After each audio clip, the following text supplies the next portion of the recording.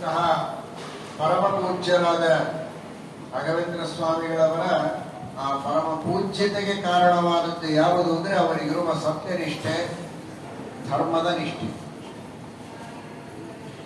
ಸತ್ಯ ಅಂದ್ರೆ ಸತ್ಯವನ್ನೇ ಮಾತನಾಡುವುದು ಅಂತ ಒಂದರ್ಥ, ಇನ್ನೊಂದು ಮಾತನಾಡಿದ್ದಕ್ಕೆ ತಕ್ಕಂತೆ ನಡೆದುಕೊಳ್ಳುವುದು ಅಂತ ಇನ್ನೊಂದು ಅರ್ಥ.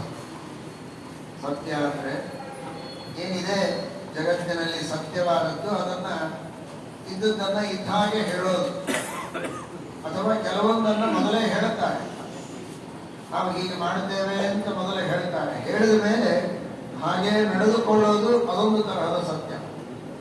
ಸತ್ಯವಾದ ಪ್ರತಿಜ್ಞೆ ಅಂತ ನೀವೆಲ್ಲ ಕೇಳ್ತೀವಿ. ಪ್ರತಿಜ್ಞೆಯನ್ನು ಮಾಡಿದ ಮೇಲೆ ಅದನ್ನು ಸತ್ಯ ಮಾಡಬೇಕು. ಇದೆರಡೂ ರಾಯರಲ್ಲಿದೆ. ಯಾವುದು ಸತ್ಯವೋ ಅದರಲ್ಲಿ ರತರು. ದೇವರು ಸರ್ವೋತ್ತಮ, ಜಗತ್ತು ಸತ್ಯ, ಪಂಚ